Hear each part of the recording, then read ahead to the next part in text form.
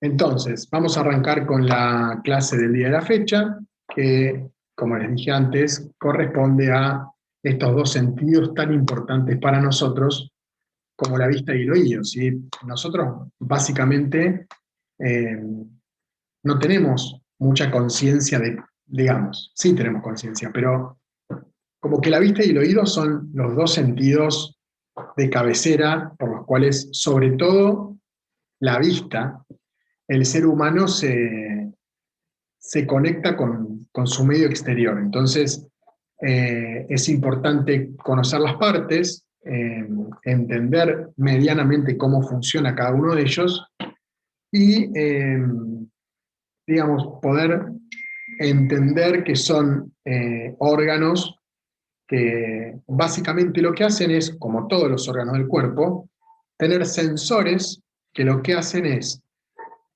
pasar información a nuestro sistema nervioso central y que esa CPU la interprete de determinada manera, ¿sí? En el caso de la vista son las imágenes con las cuales el cerebro arma ideas, y el oído, obviamente, con respecto a, por un lado, los sonidos, y por otro lado, la localización, ¿sí? De dónde estamos parados. Así que, para arrancar, vamos a arrancar hablando de la vista, como el primero de los órganos, los ojos, la visión.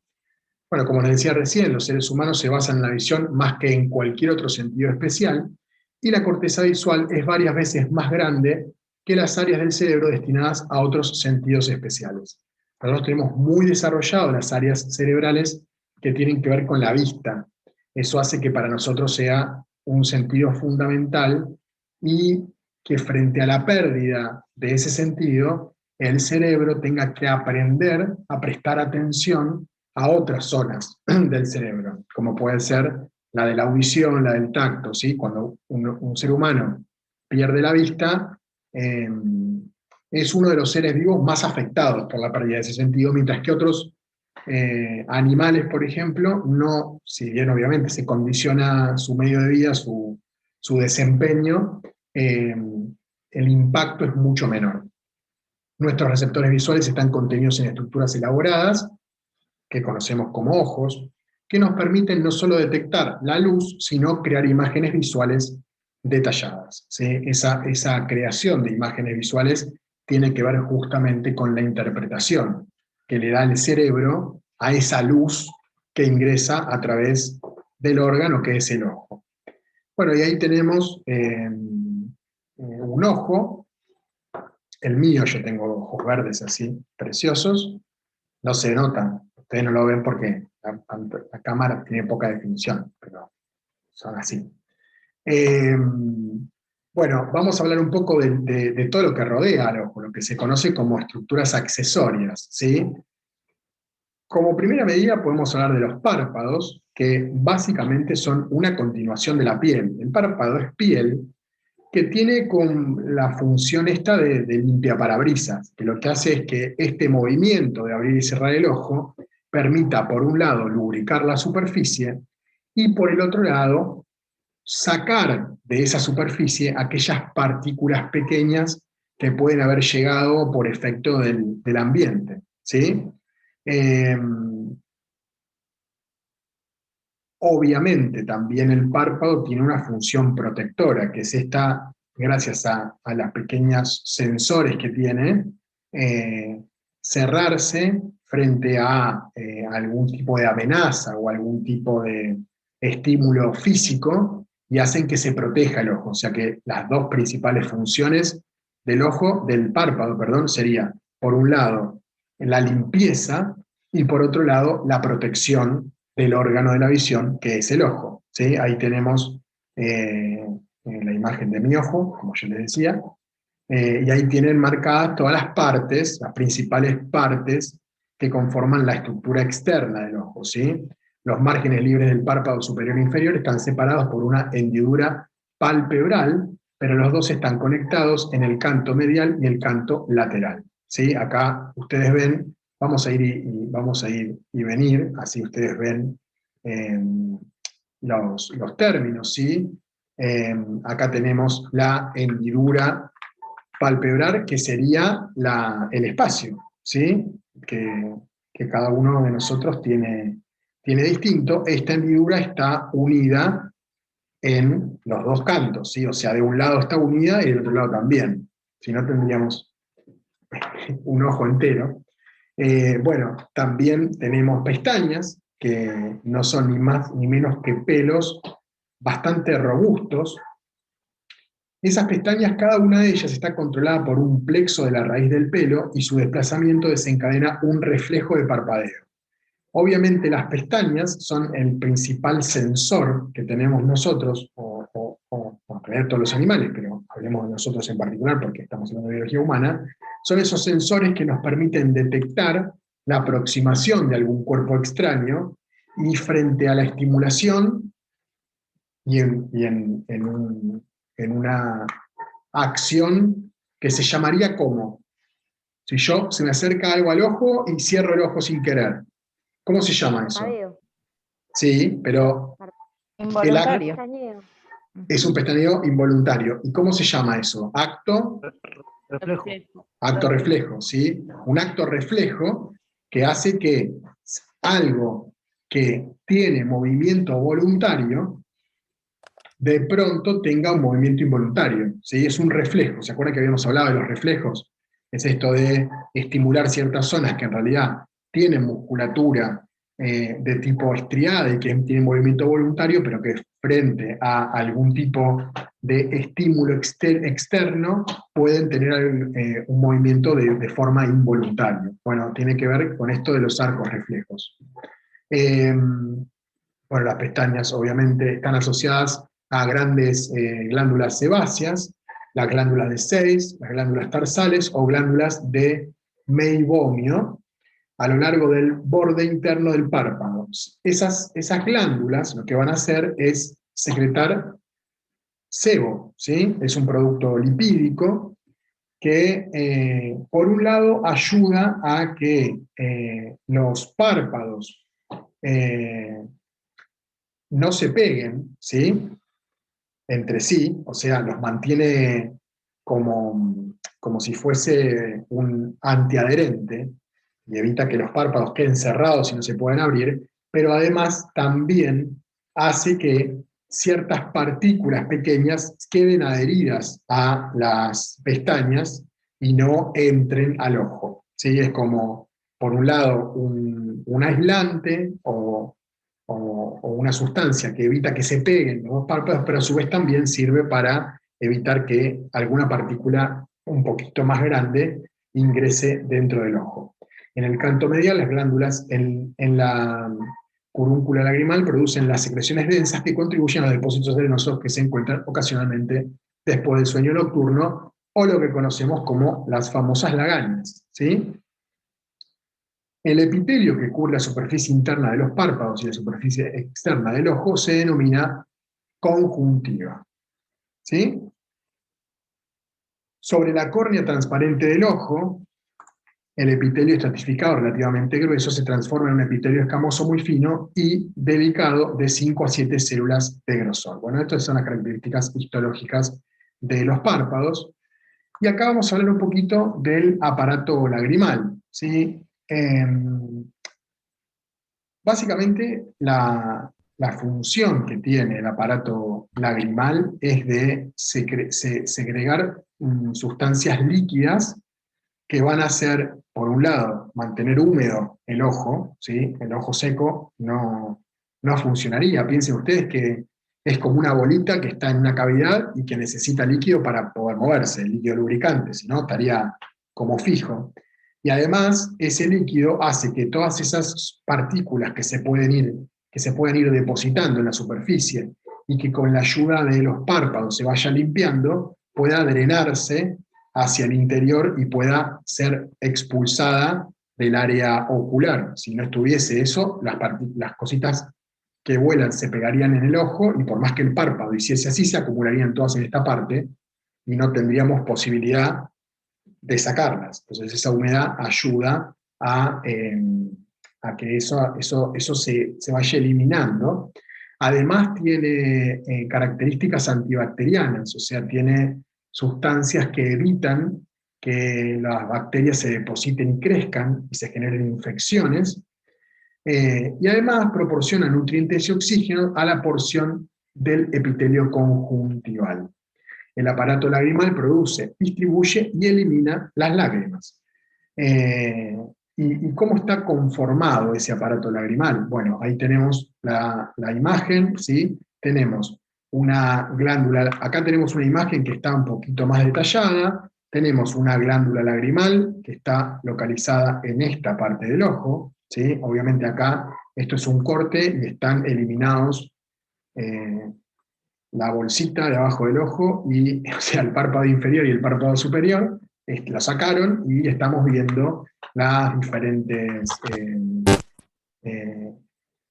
con los diferentes componentes del aparato lagrimal. Tenemos entonces la glándula lagrimal que está ubicada en esta zona, ¿sí? Tenemos los conductillos lagrimales superior e inferior, ¿sí? Acá los tenemos, conductillo lagrimal superior, que es este que tenemos acá, y el conductillo lagrimal inferior que está por acá. Básicamente son dos agujeritos que lo que hacen es tomar lo que sale de acá, ¿sí? La lágrima sale de este lado, viene por acá, cae por estos canalcitos, cae adentro del ojo, lava el ojo, lo lava, y va por este lado, por un lado hacia el exterior, cuando lloramos, y por otro lado hacia el interior. Eso comunica con un conducto nasolagrimal que va directamente a la narina y es eliminado por la nariz, ¿sí? Que es este conducto nasolagrimal que figura acá. Básicamente nosotros cuando lo normal es que el líquido que segrega la glándula lagrimal no caiga en forma de lágrima, Ahora se los hago. sino que entre por estos conductillos y vaya directamente a la nariz. Cuando nosotros nos sonamos la nariz y no estamos resfriados, la mucosidad que sale, básicamente, más allá de ser secreciones nasales, parte de esas secreciones nasales están compuestas por líquido que viene del ojo. Toda la suciedad, la pequeña tierrita que nosotros, si se puede meter en el ojo, va a ser eliminada por la nariz, y no en forma de lágrima. La lágrima ya cae, sale del ojo cuando hay una superproducción de esa glándula, o sea, cuando hay algún tipo de estimulación. Esa estimulación puede ser física, en el caso de que entre algo muy grande que nos hace llorar el ojo, porque el ojo, digamos, el sistema nervioso dice, bueno, entró algo, saquémoslo, y la otra es la emocional. Cuando el sistema nervioso dice, nos sentimos mal, quiero llorar. Bueno, son las dos formas de estimular la glándula lagrimal y producir como exceso de líquido. Si no, no habría ningún tipo de secreción externa en el ojo. Y bueno, y por último no. Seguimos, no sé quién está con audio activo, pero lo podrán silenciar, así me escuchan. Bueno, y vamos a hablar ahora un poquito del ojo, ¿sí? Bueno, el ojo son esferas ligeramente irregulares, no son redondos los ojos, son medios ovaladitos, con un diámetro de 24 milímetros. Esto varía entre las personas, pero en realidad no varía demasiado. Cuando nosotros vemos gente que parece que tiene los ojos gigantes, o que tiene los ojos muy afuera, en realidad es una disposición, o es cómo está ubicado el globo ocular, pero no tiene que ver con que el ojo, la esfera, sea más grande o más chica. Generalmente tiene mínima variación, pero no mucho más de eso.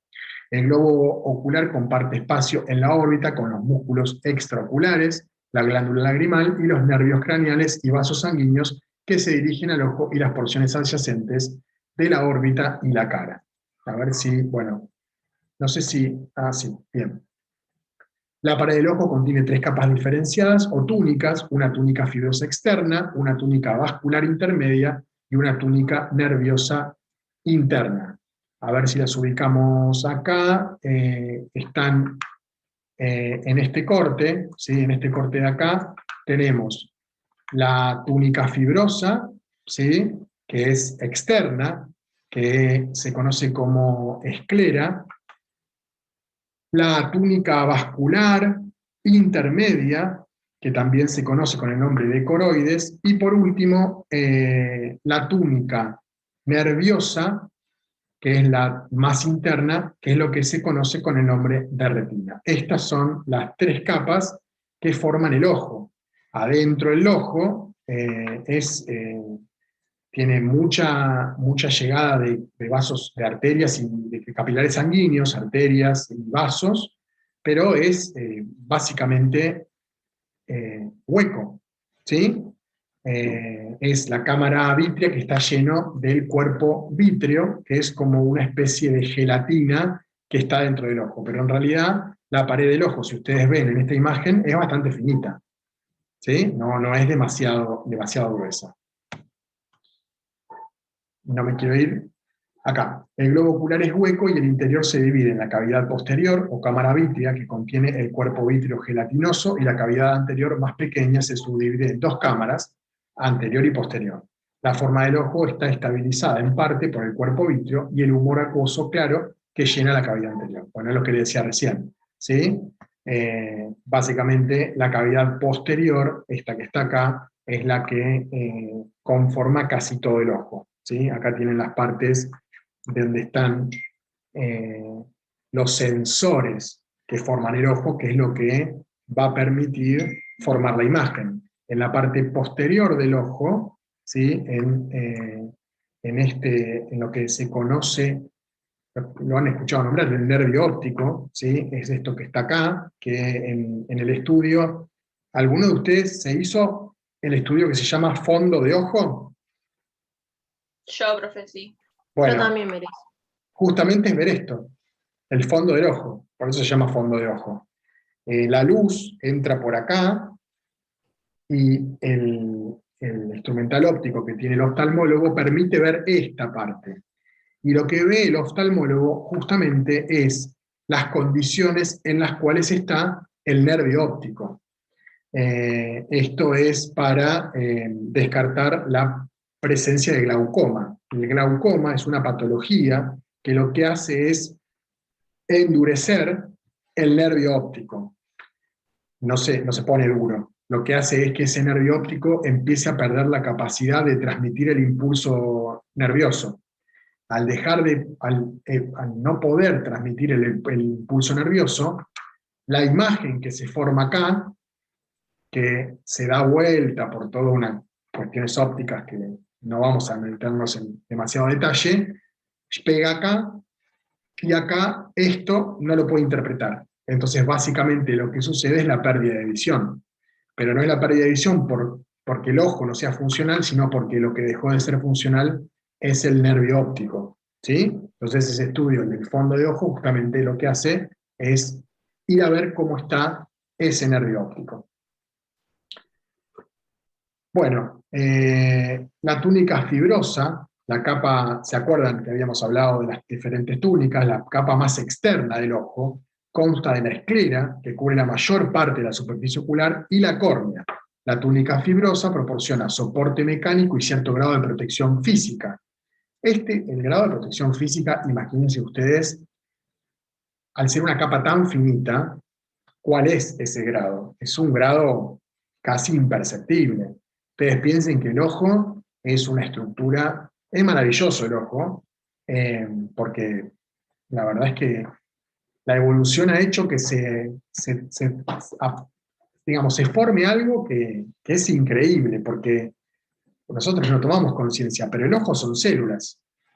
Son células que tienen la capacidad de, entre comillas, ver.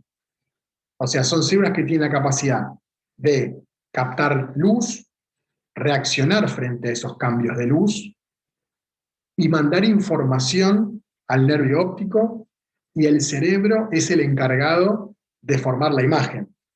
Por eso a veces se dice que nosotros no vemos con los ojos, sino que vemos con el cerebro. De hecho, algunas patologías tienen que ver no con un mal funcionamiento del ojo, sino con una mal interpretación a nivel cerebral de lo que está viendo el ojo. ¿Se les ocurre un ejemplo? El daltonismo. Exactamente. El daltonismo. ¿Sí? El ojo no es que ve otro color. El ojo ve lo que ve. O sea, el ojo lo único que es un receptor de luz. Nosotros lo que vemos es la luz que emite un objeto. ¿Ustedes saben cómo se forma la imagen? ¿Lo han visto en el secundario? ¿No? ¿Alguien lo vio? ¿Alguien sabe cómo se forma una imagen? Bueno, básicamente, nosotros lo que vemos es la luz que refleja. Ustedes saben que el haz de luz está compuesto por un montón de colores. Es como ¿vieron el arco iris? El arco iris lo que pasa es que cuando la luz atraviesa una gota, se separa el espectro de colores. La luz es blanca. Todos los componentes de la luz todos juntos hacen que sea blanco. Ahora, si nosotros pudiésemos desmembrar ese haz de luz, es un haz de luz que está conformado por un montón de colores. Esos colores son el arco iris. Cada rayo de luz tiene el arco iris. Cada rayo de luz es un arco iris chiquitito. ¿Sí? Entonces, ¿cómo vemos? ¿Cómo yo, por ejemplo, yo les muestro esto?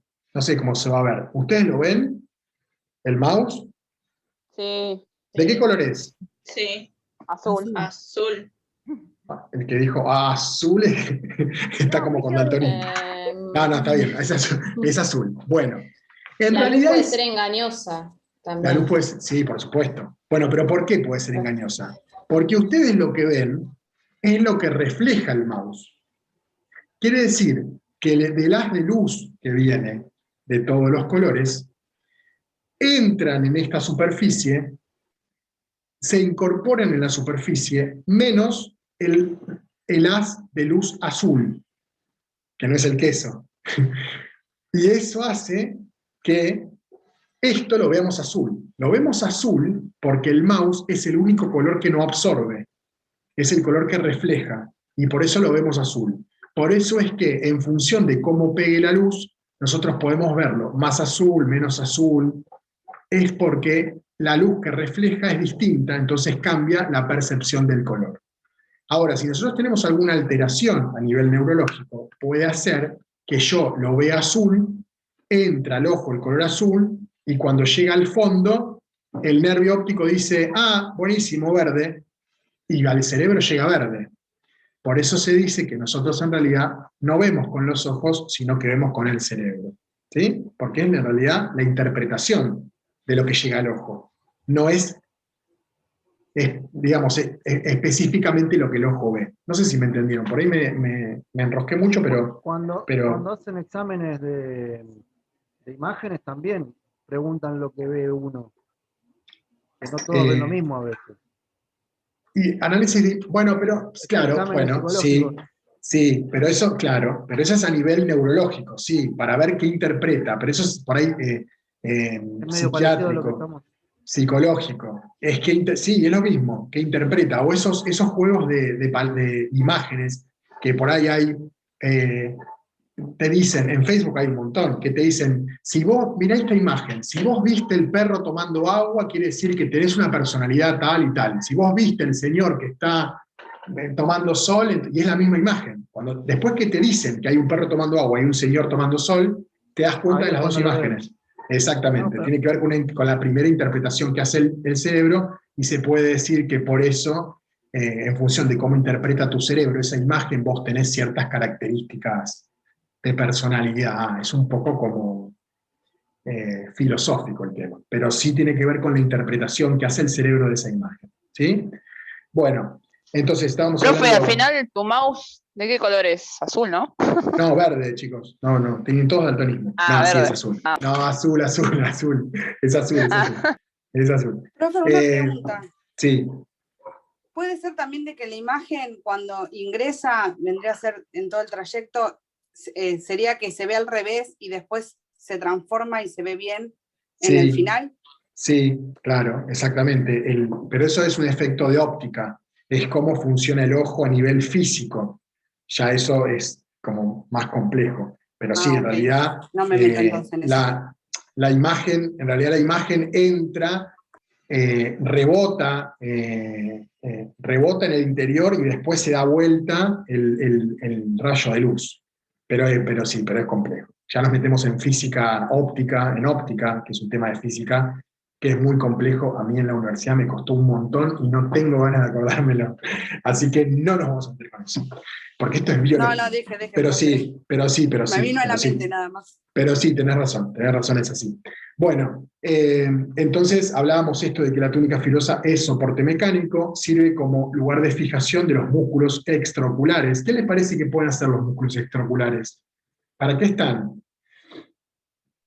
Para mover el ojo. Claro, para mover el ojo, ¿sí?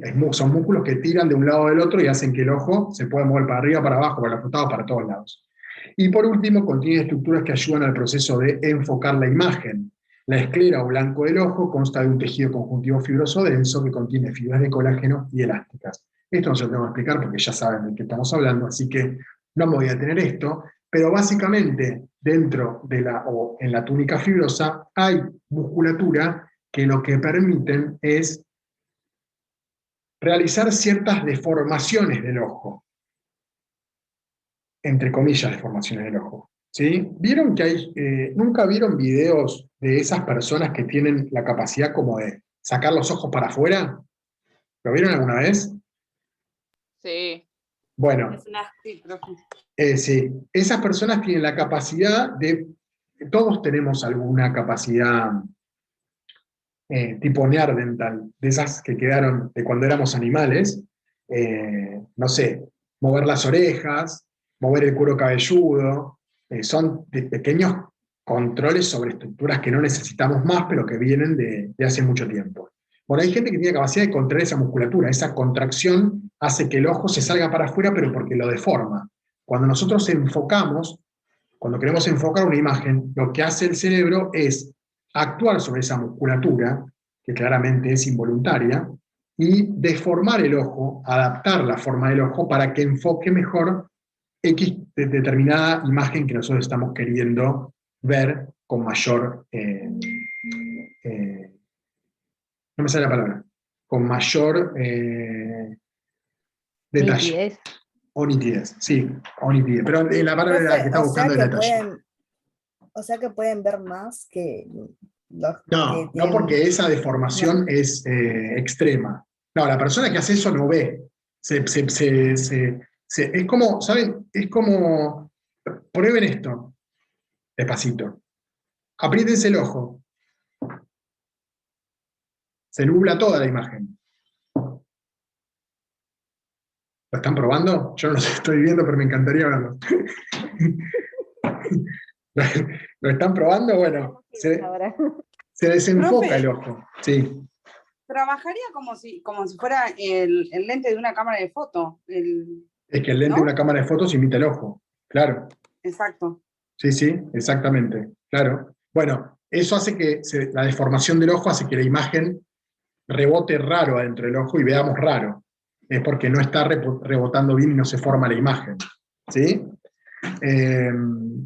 Bueno, la túnica vascular, ¿sí?, contiene una gran cantidad de vasos sanguíneos y linfáticos y los músculos oculares intrínsecos. ¿Cuáles son las funciones de la túnica vascular? Proporcionar un camino para los vasos sanguíneos y linfáticos que van a los tejidos del ojo, regular la cantidad de luz que se introduce en el ojo, secretar y reabsorber el humor acuoso que circula por el interior del ojo, controlar la forma del cristalino, una parte esencial en el proceso de la imagen, y bueno, y como parte de esta túnica vascular tenemos estas partes importantes del ojo que son el iris, el cuerpo ciliar y el coroides. ¿Cuál es el iris del ojo? La La parte negra, negrita. profe. Parte negra, muy bien. Muy bien. Bueno, ahí tenemos entonces de vuelta todas las túnicas, ¿sí? La túnica que hablamos hasta ahora, la túnica fibrosa, que es la parte más externa, que está compuesto por la córnea y la esclera, la túnica vascular y la túnica nerviosa, que la túnica nerviosa o retina consta de dos capas diferentes, una capa pigmentaria externa y una capa nerviosa interna, llamada la retina nerviosa, que contiene los receptores visuales y las neuronas asociadas. Pregunta: ¿qué tipo de neuronas habrá en el ojo? Pregunta de parcial hermosa. ¿Qué tipo de neuronas, de las neuronas que ustedes vieron? Bipolar. ¿Qué...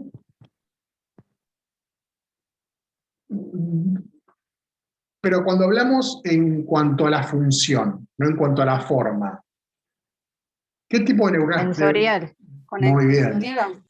Neuronas sensoriales, exactamente, porque justamente lo que hacen es llevar la información desde el estímulo hacia el sistema nervioso central. Entonces las neuronas asociadas a la túnica nerviosa son neuronas sensoriales, ¿sí? ¿Ven? No era una pregunta difícil, pero está bueno entenderlo por qué. La capa pigmentaria absorbe la luz después de que ésta pasa a través de la retina y tiene importantes interacciones bioquímicas con los fotorreceptores retinianos.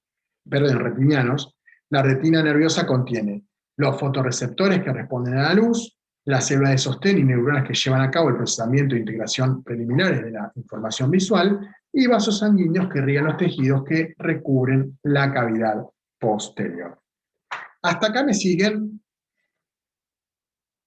Sí. Sí, profe. Bien. Sí. Bueno, Sí, profe. perfecto. Bueno, y ahora vamos a hablar de lo que es la organización de la retina a nivel celular. Nos vamos a hablar un poco de la organización retiniana, de cómo están estas células especializadas que conocemos como fotorreceptores para formar la imagen. Básicamente funcionan para, o sea, su principal función es esa.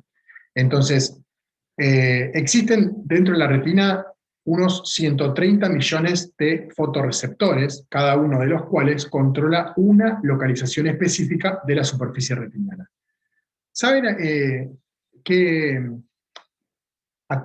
con qué se puede comparar o cómo lo pueden entender esto? Son como los píxeles de una pantalla, ¿sí? Son cada uno de esos puntitos que van a, en lugar de emitir luz en una pantalla, van a recibir luz, y son los encargados de formar la imagen. Ahora, tenemos dos tipos de fotorreceptores, que son lo que conocemos como conos y bastones, ¿sí? Cada vez que, perdón, que admito a alguien, se me va. Vuelvo para atrás. Acá. Bien.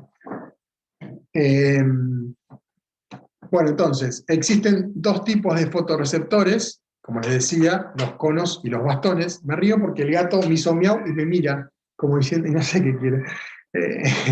Bueno. Tiene comida, profe. No, ya comió.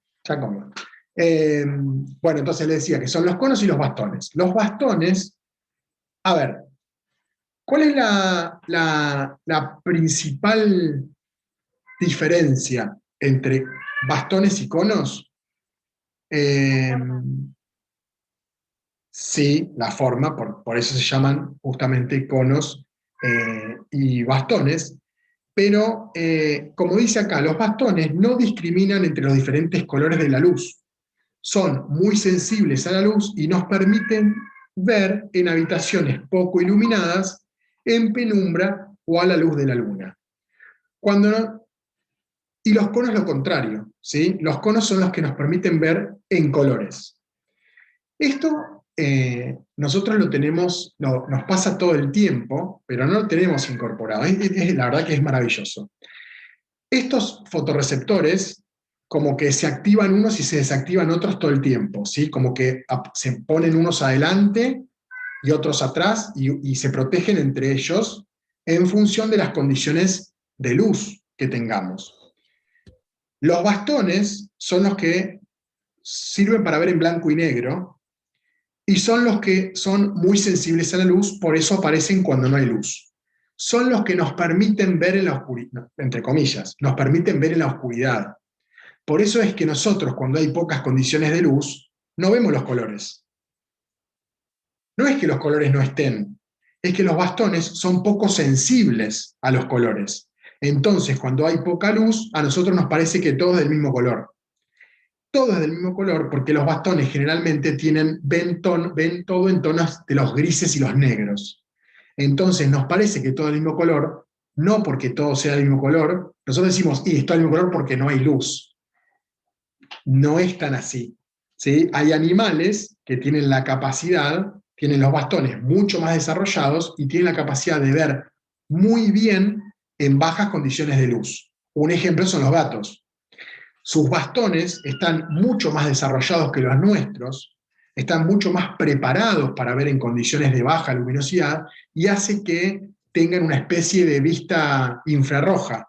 O sea, ven muy bien en bajas condiciones de luminosidad. Por eso es que cuando un gato nosotros lo alumbramos, el ojo le brilla.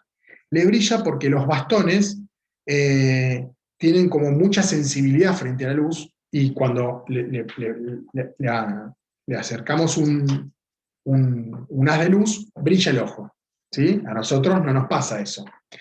Entonces, cuando nosotros estamos en una habitación a oscuras, ¿qué estamos usando? ¿Conos o bastones? Bastones. Bastones, que son los que ven, son muy sensibles a la luz, entonces aparecen en condiciones de baja luminosidad, ¿sí? Cuando a nosotros nos prenden la luz, nos duelen los ojos. Nos duelen los ojos porque los que están activos son los bastones, y los bastones, al ser muy sensibles a la luz, cuando aparece luz, son hiperestimulados y genera esa sensación de dolor en la vista. Es porque los bastones no están preparados para recibir luz. En ese momento en que se prende la luz, nosotros hacemos así, y ahí le damos tiempo a que los bastones retrocedan un poquitito y los conos vayan hacia adelante.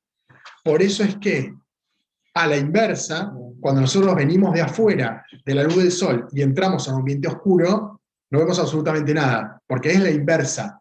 Afuera están los conos activos, que reconocen los colores, les gusta estar en la luz. Cuando entramos rápido en un lugar oscuro, están los conos activados. Los conos activados no pueden trabajar sin luz, no sirven para trabajar con poca luz, entonces no vemos nada, hasta que los conos retroceden un poquitito y avanzan los bastones y empezamos a ver mejor, porque ahí se están moviendo, se está cambiando el switch entre conos y bastones. ¿Sí? ¿Se entendió el concepto? Sí. Bien. Bueno, sí pasa esto. Yo no sé por qué, me encantaría saberlo. Estábamos por acá.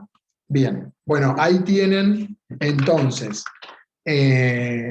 una imagen de las células sensoriales, ¿sí? Acá ven como en la parte frontal, bueno, en este caso estamos en la parte de atrás, ¿sí? Todo esto, nosotros tenemos conos y bastones en toda esta superficie, ¿sí? Que son los que van a formar la imagen. Acá, esta es la lente de la cámara, pero la imagen se forma en toda esta pared, ¿sí? Por eso es que decimos que la imagen se forma en la parte de atrás del ojo. En realidad, la luz rebota toda acá, se concentra acá, y acá se forma la imagen, ¿sí? Por todos efectos de la óptica, que no vamos a detenernos ahora, pero ven, acá viene, esta sería, si nosotros nos ponemos acá, esta es la parte de adelante del ojo, la luz entra por acá, y acá tenemos todas las células que protegen a los conos y los bastones, y en la parte de atrás, los conos y bastones, que se van a conectar con las neuronas sensoriales y van a finalmente formar la imagen. Pero si ustedes ven, tenemos bastones y conos, unos al lado del otro, ¿sí? Entonces, básicamente lo que va a pasar es que, en función de las condiciones de luz, se van a activar o conos o bastones. Y eso va a permitir formar la imagen. Cuando nosotros pasamos de mucha luz a poca, lo que sucede es que están activados unos y tardan unos milisegundos en activarse los otros. Entonces, por eso, si vamos del sol a un ambiente cerrado, no vemos por un ratito, y si estamos en un lugar oscuro y prendemos la luz, tampoco vemos bien y nos genera esa sensación como de dolor. ¿Sí? Bueno, vamos a hablar un poco de las cámaras del ojo. ¿Sí? Las cámaras del ojo son las cámaras anterior, posterior y vítrea. Las cámaras anterior y posterior están llenas de humor acuoso que se forma continuamente a medida que los líquidos intersticiales pasan entre las células epiteliales de los procesos ciliares y entran en la cámara posterior. Básicamente es una cavidad llena de líquido y ese líquido se está renovando todo el tiempo. Entra y sale continuamente el líquido de la cámara posterior. El cristalino se sitúa posterior a la córnea y se mantiene en posición por los ligamentos suspensorios que se originan en el cuerpo ciliar de la coroides. El cristalino y sus ligamentos suspensorios forman el límite anterior de la cámara vítrea. ¿Sí? Ahí tenemos entonces la imagen de cómo se ve la cavidad posterior, la cámara vítrea, con el líquido este que yo les contaba, ¿sí? Y la cámara anterior, acá, que contiene la parte que va a proteger, digamos, de la luz, ¿sí? Acá, ¿ven todos el cursor? ¿Sí? Acá tenemos Sí, profe, se ve. cámara vítrea o cámara posterior, ¿sí? Y en la cavidad, la cavidad posterior, perdón, la cámara vítrea o cavidad posterior, y acá tenemos la cavidad anterior, que está formada por la cámara anterior y la cámara posterior. ¿Sí? Y acá hay un montón, el cuerpo ciliar, el iris, bueno, acá hay un montón de terminología que ya la hemos venido nombrando, que después la van a poder ustedes identificar cuando repasen, son todas las cosas que venimos nombrando de más arriba. ¿Sí? Bueno, acá vamos a ver un poquito esto de la física, no me voy a meter en mucho detalle porque es bastante complejo,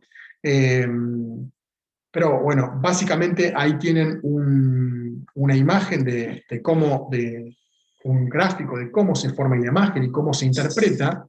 Una imagen visual deriva del procesamiento de la información proporcionada por toda la población de receptores, o sea, ya sean conos o bastones, ¿sí?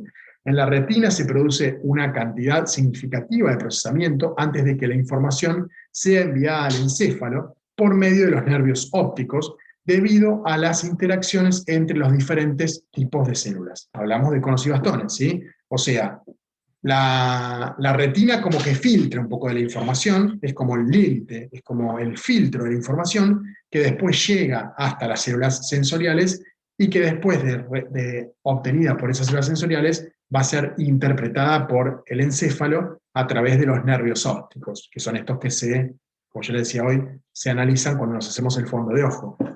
Las sensaciones visuales surgen de la integración de la información que llega a la corteza visual de los lóbulos occipitales de los hemisferios cerebrales. Cada ojo recibe una imagen ligeramente diferente que posteriormente las áreas de asociación e integración de la corteza comparan y utilizan para proporcionarnos la percepción en profundidad. Por esto es que yo les decía que nosotros en realidad vemos con el cerebro y no con los ojos, ¿sí? Ven, a ver si se puede acercar bien. Esto es lo que ve cada ojo, ¿sí? En este caso sería el ojo izquierdo, que tiene toda esta imagen, y el ojo derecho, que tiene toda esta imagen. Pero nosotros, en realidad, el campo de visión es que es la visión binocular, es lo que nos permite ver en 3D. Si nosotros nos tapamos, ustedes saben qué pueden hacer, lo van a empezar a hacer todos, hagan la prueba de mirar un objeto fijo y cierren un ojo. Y fíjense hasta dónde ve ese ojo. Después, cierren el ojo que tenían abierto y abran el otro, y fíjense hasta dónde ve, y después comparen con los dos abiertos. Van a ver que con los dos, en realidad ven menos. No es que ven menos, sino que el cerebro lo de los costados no lo está interpretando, porque hay mucha información. Le está prestando atención a lo del medio. Nosotros vemos, yo me gustaría estar en el aula para que me entiendan, pero nosotros vemos nuestro campo visual es muy, muy grande. Pero nosotros, ustedes no me ven ahí, pero yo las manos acá las veo perfectas. Pero si las pongo acá, las veo. pero sin definición. Es porque el cerebro, esto que tengo acá, no lo está interpretando, porque es como escenografía. ¿Sí? ¿Me siguieron en lo que les quiero? plano, profe. Claro, eso es porque nuestro primer plano es a lo que el cerebro está prestando atención. Otras especies interpretan la información de cada ojo de manera diferente. Por ejemplo, los peces. Los peces que tienen los ojos de forma lateral, el movimiento de los ojos es independiente. Los ojos se mueven uno para un lado, uno para arriba, uno para abajo, y el cerebro de ellos tiene la capacidad de interpretar las dos imágenes al mismo tiempo, con la diferencia que no tienen visión binocular. Nosotros, por tener los ojos hacia el frente, eso nos permite la visión binocular, pero hace que perdamos la capacidad de independencia de los ojos. Los ojos funcionan como uno. De hecho, nosotros no podemos mover un ojo para un lado y un ojo para el otro, salvo los que tenemos la habilidad de ponernos viscos, por ejemplo, pero no sirve demasiado, pero es muy difícil, hay poca gente que puede mover los ojos de manera independiente. Eso es porque trabajan como uno, ¿sí? Nuestro cerebro está preparado para que trabajen como uno. Así es como entonces entra la información, ¿sí? Golpea en los conos y bastones, en los receptores, que después viaja por los nervios sensoriales hasta las áreas del cerebro que se van a encargar de formar las imágenes. ¿Sí? ¿Me siguieron hasta acá? ¿Alguna duda? Sí, profe. Bien. No. Bueno, y ahora vamos a hablar un poco del oído. Hasta acá llegamos con lo que es la vista, estuvimos hablando entonces de los tejidos, de cómo está formado el ojo, de cómo los receptores funcionan, y ahora vamos a hablar del oído, que es otro de estos órganos tan importantes para nosotros y que debemos prestarle atención.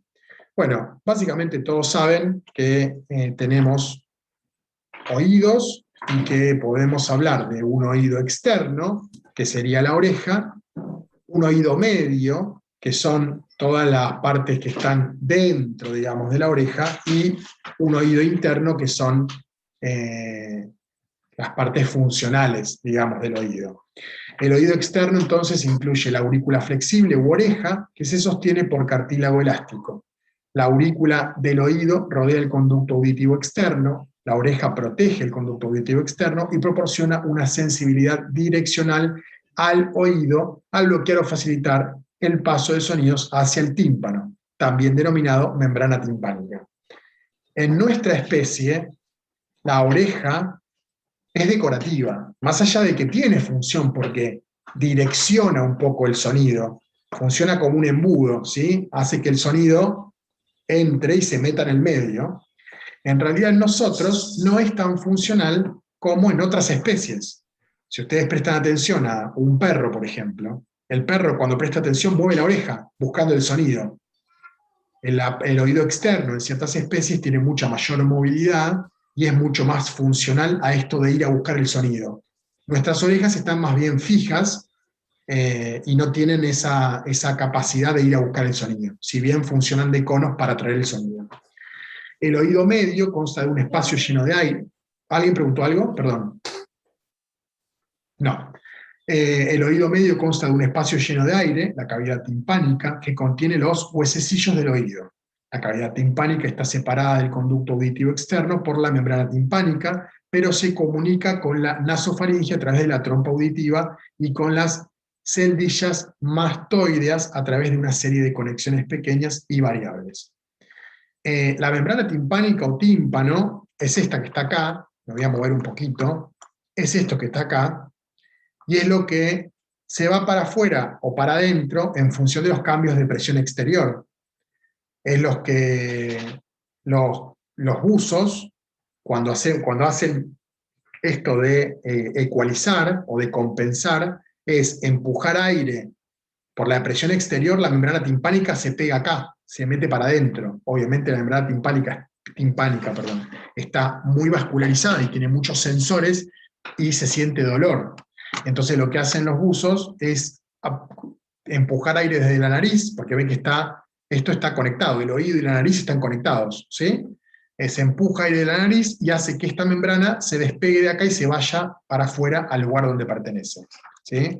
Básicamente la membrana timpánica es como una, como si fuese un globito, ¿sí? Que está como filtrando en el medio, está como separando lo que es el oído medio del oído interno. ¿Sí? Y cuando hablamos de huesecillos del oído, son los que ustedes lo deben haber escuchado nombrar, el martillo, el yunque y el estribo. ¿Sí? Funcionan, el martillo golpea sobre el yunque y el estribo está ahí acompañando, y el movimiento, esos huesecillos son estimulados por el sonido o por las vibraciones y nos permiten escuchar. ¿Sí? Forman el sonido. Ahí tienen una microfotografía de cada uno de los huesecillos, el estribo, el yunque y el martillo. Eso va todo unido, forma una unidad. Todos los tres huesecillos juntos forman una unidad. Bueno, y vamos a hablar un poco del oído interno, que es la parte, digamos, sensorial del oído, y es donde están ubicados todos los receptores, que por un lado nos dan la audición, y por otro lado nos dan el sentido del equilibrio, ¿sí? Gracias a un líquido que hay adentro. Estos receptores se encuentran alojados en un conjunto de cámaras y conductos llenos de líquido que se llama la endolinfa, conocido como laberinto membranoso. O sea, todo este laberinto de acá, todo esto, está lleno de líquido. El movimiento y todo eso está rodeado de sensores. ¿Cómo se ubica ese líquido adentro? Le dicen al cerebro, más allá de permitirnos transmitir el sonido, le dice al cerebro en qué posición está el cuerpo. Cuando nosotros nos mareamos, lo que pasa es que el líquido se empieza a mover para diferentes lugares. Entonces, ¿qué le pasa al cerebro? ¿Cuando una persona tiene vértigo? ¿Qué Bueno, falla también eso? sí, pero eso es falla a nivel sensorial, no del líquido. El líquido está quieto. Yo hablo del caso en el que nos mareamos. Cuando nos mareamos, cuando giramos, hacemos que el líquido se desplace. Cuando dejamos de girar, el líquido se sigue moviendo. Porque por inercia el líquido adentro del oído se sigue moviendo. Pero los ojos están quietos. O sea, nosotros sentimos por el oído que nos estamos moviendo, pero los ojos ven que no nos estamos moviendo. Entonces el cerebro, ¿qué le pasa? Se confunde. Dice, pará, ¿nos estamos moviendo o no nos estamos moviendo? Porque el ojo me dice que no nos movemos, pero el oído me dice que nos movemos.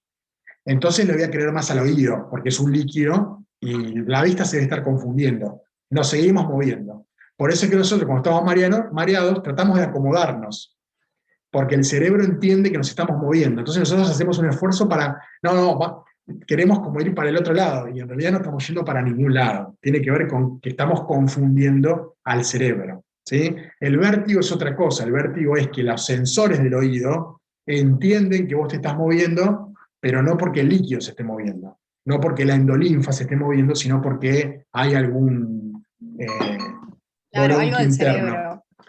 Sí, hay algún bolón, sí, no del cerebro en particular, sino de los receptores del oído. No es un problema neurológico, es un problema a nivel de los sensores que hay en el oído. ¿Sí? Muchas veces eso con medicación se logra aplacar. Bueno, ahí tienen entonces una imagen de todos, cómo están las diferentes partes, la ampolla, el utrículo, y todas las partes del oído que contienen este líquido, esta endolinfa, que permite justamente captar la posición del cuerpo. Acá está cómo sería la parte sensorial, ¿sí? En la parte externa, en la parte, digamos, que es por fuera del tejido, está estos pequeños cristalcitos que se llama estatoconia, que es un material gelatinoso, que está apoyado sobre un material gelatinoso, y estos reciben el nombre de otolitos. Los otolitos son como piedritas que básicamente son las que se apoyan. Entonces eso está flotando en la endolinfa. Y son los que se apoyan de un lado o del otro, y son los que hacen que se detecte la posición del cuerpo. Entonces el movimiento de estos otolitos son los que dan la percepción de ubicación. Los otolitos son importantes a nivel filogenético porque permiten diferenciar especies. Los otolitos, estas piedritas que hay adentro del oído, se utilizan, por ejemplo, en peces para saber de qué especie es un pez, porque tienen la característica de que son específicos de una especie. Si yo soy de especie humana, tengo un otolito que ninguna otra especie dentro de la Tierra va a tener. Entonces, tienen carácter taxonómico, sirven para identificar la especie de un ser vivo. Son bastante particulares estas piedritas. Bueno, y ahí tienen cómo es la composición de la pared.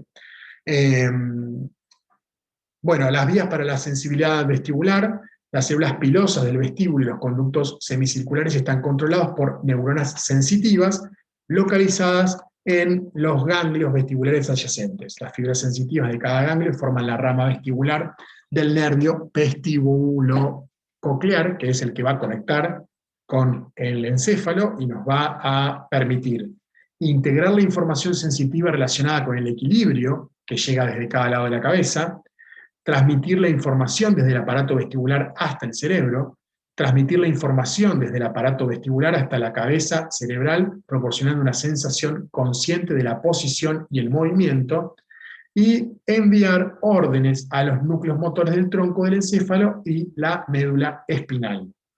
¿Sí? Esto tiene que ver con que captan la información y hacen que el cuerpo actúe en consecuencia. ¿Sí? Me estoy moviendo, movete para el otro lado.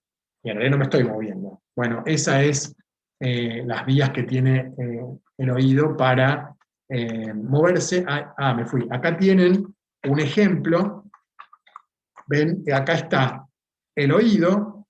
Este es el otolito que está apoyado en esta masa gelatinosa. Y acá están las células sensoriales. Cuando nosotros movemos la cabeza, el otolito se desplaza, se mueve para allá, entonces estas células le dicen al cerebro, la cabeza giró hacia arriba. Cuando esta cabeza vuelve a su posición, este otolito vuelve acá y estos sensores dicen, la cabeza volvió a bajar, estamos en posición normal. Y así es como el otolito funciona como, los hombres me van a entender, como la burbuja de un nivel. Ay, profe, yo también te entiendo y soy mujer. Bueno, no, pero yo para que me ayuden a buscar otro ejemplo. Bueno, si saben lo que es un nivel de burbuja, es eso que tiene un líquido, que tiene la burbujita, que si yo lo tuerzo, la burbuja se mueve para un lado o para el otro. Bueno, básicamente el otolito es como esa burbujita de aire que está en los niveles. Los que no entiendan de niveles, me ayudan, que alguien me ayuda a dar otro ejemplo. Se me ocurre rápidamente ese, pero debe haber un montón más. Pero bueno, básicamente lo que hace es desplazarse el otolito y darle información a los sensores de cómo está ubicada el cuerpo o la cabeza, en este caso. ¿Lo entendieron igual los que no tienen noción de un nivel de burbuja? ¿Se entendió el concepto de cómo funciona el otolito? Sí, profe. ¿Sí? Bien, buenísimo. Bueno, y esa es la parte del equilibrio del oído, pero también sirve para oír, para escuchar, y es la parte de la audición. Las ondas sonoras entran por el conducto timpánico, conducto tímpano dice ahí, es conducto timpánico, y que básicamente proporciona la superficie donde va a ser recogido el sonido, y esta superficie, lo que ocurre con esta superficie es que vibra en respuesta a las ondas sonoras. ¿Sí? El movimiento del estribo en la ventana oval ejerce una presión en la perilinfa del conducto vestibular, una propiedad de los líquidos en su incapacidad para ser comprimidos. El movimiento del estribo transmite las ondas de presión a la perilinfa. Estas ondas distorsionan el conducto coclear y el órgano de Corti, estimulando las células pilosas. La localización de la estimulación máxima varía dependiendo de la frecuencia del tono del sonido. Básicamente, lo que pasa es que este es el oído externo, sería, que yo les dije que era como un embudo que va a recibir el sonido. El oído externo recoge los sonidos y vibraciones, conduciéndolos a través del canal auditivo hacia el tímpano. O sea, el oído externo tiene este canal que hace que el sonido entre al oído medio. En el oído medio hace que esas ondas hagan vibrar al tímpano, la membrana timpánica, eso que se movía para un lado o para el otro que yo les explicaba en los buzos. Esa vibración hace que los tres huesecillos, el estribo, el yunque y el martillo, se empiecen a mover y transmiten esa vibración de manera amplificada. Es como un amplificador esto, ¿sí? Obviamente el martillo no es así, esto es un diagrama para que ustedes lo entiendan, ¿sí? Que son los huesecillos que habíamos visto hoy. Pero básicamente la vibración de la membrana timpánica hace que estos huesos vibren y amplifiquen ese sonido. Y esa amplificación del sonido la transmiten a través de la ventana oval del oído medio hacia el oído interno, ¿sí? Pasan por acá, van a parar al oído interno. En el oído interno hay un líquido que estimula las terminaciones nerviosas llamadas células ciliadas, que en el dibujo parecen como teclas de un piano. O sea, el movimiento de todo esto hace que se mueva un líquido que hay acá adentro y hace que se estimule estas células, que son las células ciliadas, que acá se dibujan como un piano, ¿sí? Obviamente, cuando lo que dice acá, cuando estas células se empiezan a dañar, nos empezamos a quedar sordos, porque todo esto ocurre igual, pero esto viene el sonido, entra, esto golpea, esto amplifica, pasa por acá, se mete acá y estas células están dormidísimas. O sea que todo lo que pasó acá afuera, acá adentro, ni se enteró, ¿sí? Ese estímulo sensorial es transmitido desde las células ciliadas por medio de los nervios auditivos y son enviados al centro de procesamiento, que es el cerebro, y de esa forma se forma, valga la redundancia, el sonido. ¿Se entendió el concepto de cómo se forma el sonido? Sí, profe. Profe, se está perdiendo en la oscuridad. Lo perdemos. Ahí está. Ahí está. Claro, yo no me veo, entonces yo estoy mirando la pantalla y sigo. ¿Sí? Bueno, igual tienen que prestar, no me prestan atención, a mí prestan atención al audio. Y Estamos en todo, profe, como los encima, Dios. Bueno, bueno, se entendió entonces, ¿sí? ¿Me siguieron hasta ahora? Bien. Sí, profe. Sí, profe. Bueno, acá tenemos cómo es la conexión, digamos, desde el oído interno, este canal del oído interno, ¿sí? El sonido se mete por acá, pasa por el nervio auditivo, va directamente a el bulbo, donde la información viaja, va hacia el encéfalo, al cerebro, pasa por el tálamo y se interpreta la información del sonido, ¿sí? Acá dice la estimulación de las células pilosas activa las neuronas sensitivas cuyos cuerpos celulares están en el ganglio espiral adyacente. Sus fibras aferentes forman la rama coclear del nervio vestíbulo coclear. Estos axones entran en el bulbo raquídeo y hacen sinapsis en el núcleo coclear del mismo lado del encéfalo, ¿sí? Básicamente es tratar de conectar lo de afuera con lo de adentro. ¿Estamos?